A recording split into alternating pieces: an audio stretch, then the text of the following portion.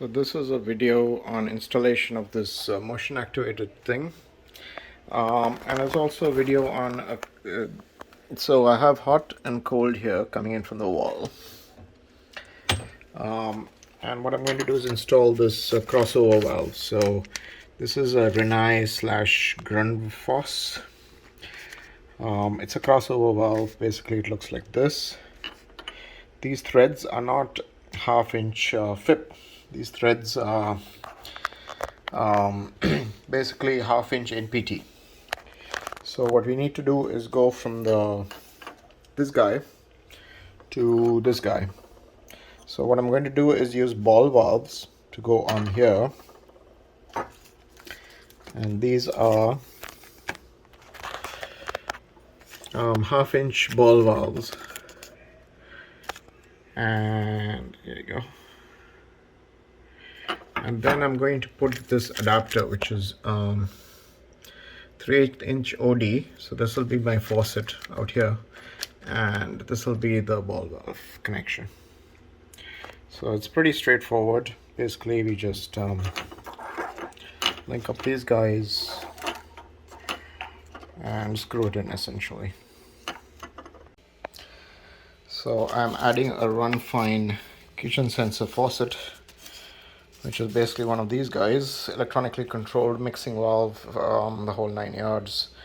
I'm basically going to connect this to a Rinnai tankless system, and I'm also going to upgrade the sewage system on our existing counter. So this is the Runfine kitchen sensor faucet. So I have my 2 ball valves screwed on tight. They're in the closed position. Now the next step is to get these guys connected to this. So these are 3/8" OD, half-inch MIP.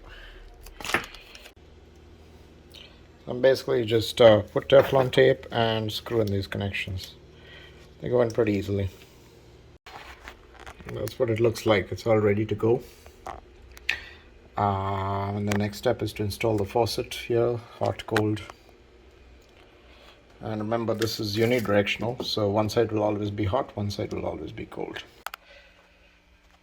Okay, now that's set and there are no leaks, we can connect the faucet lines, which are these guys, straight through, blue and red for cold and warm. Okay, so that didn't quite work out. Okay, so that didn't quite work out because there's not enough space, but I've swapped it for these. And you can see these are Brasscraft straight valve quarter turn sockets with 3/8" OD female compression to 3/8" OD compression. And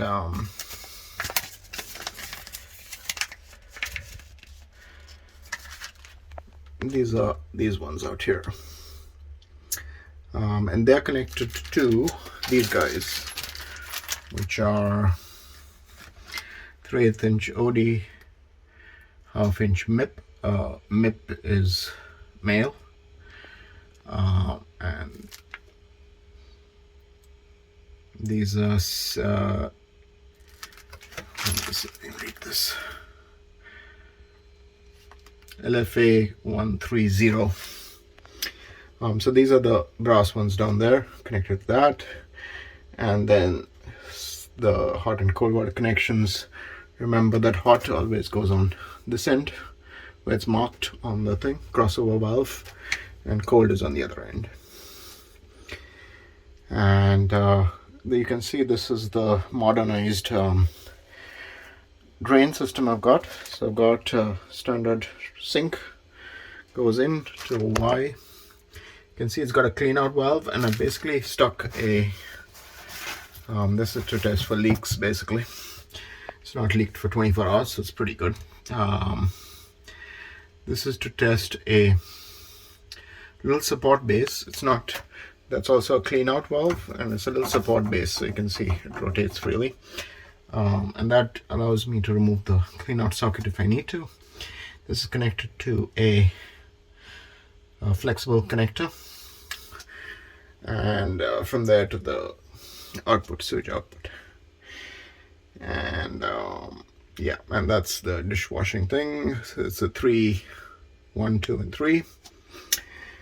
So that's the modernized sewage system and crossover valve, and then these guys for the faucet.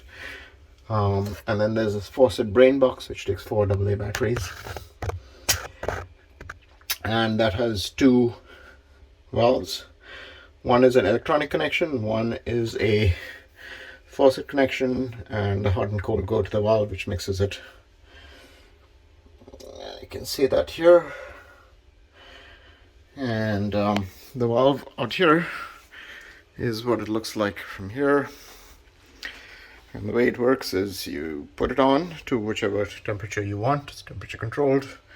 It doesn't switch on until you put your hand in front of it, and then it switches on. And you can connect it to this, that you can pull it down, and if you pull it up, it'll cut off the water automatically, or you can also cut off the water manually. So that is good. You can also switch it on and off,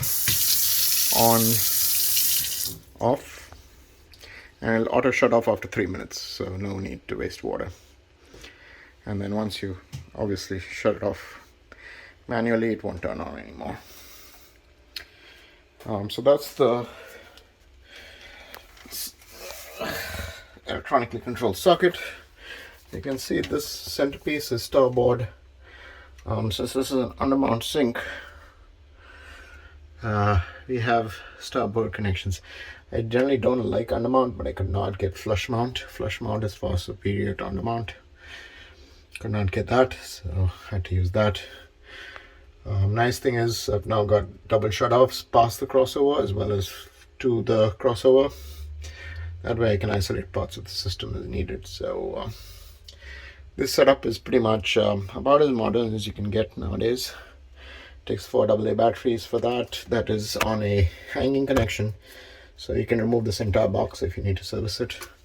Box is all quick disconnects, so you can remove them. And so that's the crossover valve connection for a Rinnai hot water heating system.